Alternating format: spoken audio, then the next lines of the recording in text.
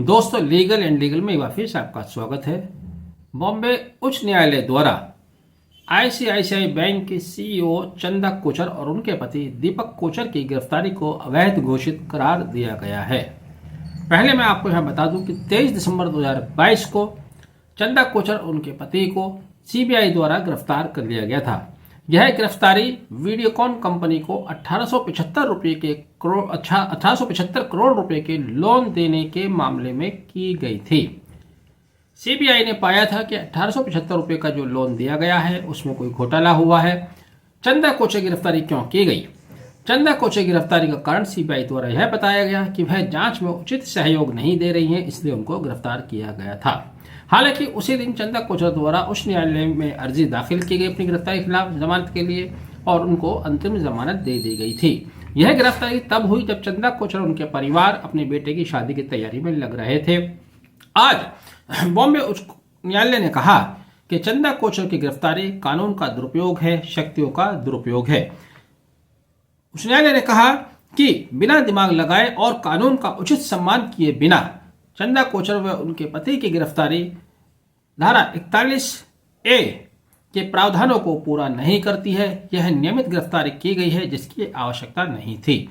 यहां पर आपको यह भी जान लेना जरूरी है कि यह गिरफ्तारी अपराध की घटना के 3 साल बाद की गई थी, क्योंकि 2017 में यह एफआईआर दर्ज होती है, 2019 में जांच होती है और उसके 2019 के बाद 2022 में यह गिरफ्तारी की गई।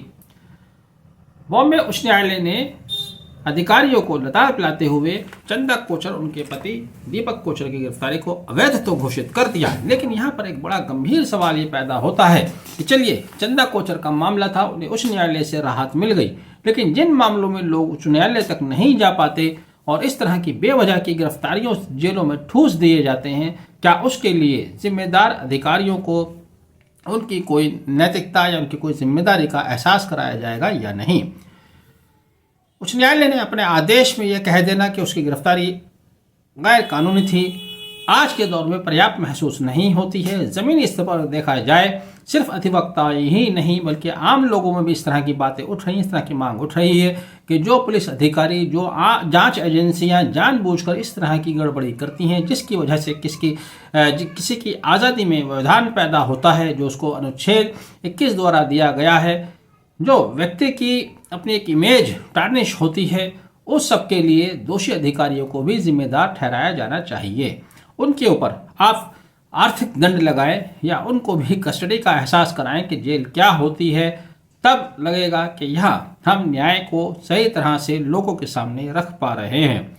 चंदा कोचर एक मशहूर सीईओ रही हैं, उनको बहुत सारे महिला सम्मान से नवाजा गया, बहुत नामचीन अधिकारी रही हैं, और ऐसी महिला को बेवजह गिरफ्तार कर लेना यह साबित करता है कि इस माहौल में तो फिर कोई भी सुरक्षित नहीं है। आपका अगर कोई अपराध आपने नहीं किया है, आप कहीं भी दोषी नहीं है, तब भी आपको किसी भी समय किसी झूठे मुकदमे में गिरफ्तार किया जा सकता है। और अगर आप बहुत आम व्यक्ति हैं, आपके पास उतना पैसा नहीं है, उतनी आपके पास समझ नहीं है, तो आप जेल में भी यूं ही पड़े रहेंगे। बहरहाल उच्च न्यायालय का यह आदेश आया और उन्होंने इस गिरफ्तारी को अवैध घोषित किया, लेकिन इसके लिए दोषी अधिकारियों के खिलाफ कोई ना कोई कार्रवाई जरूर होनी चाहिए।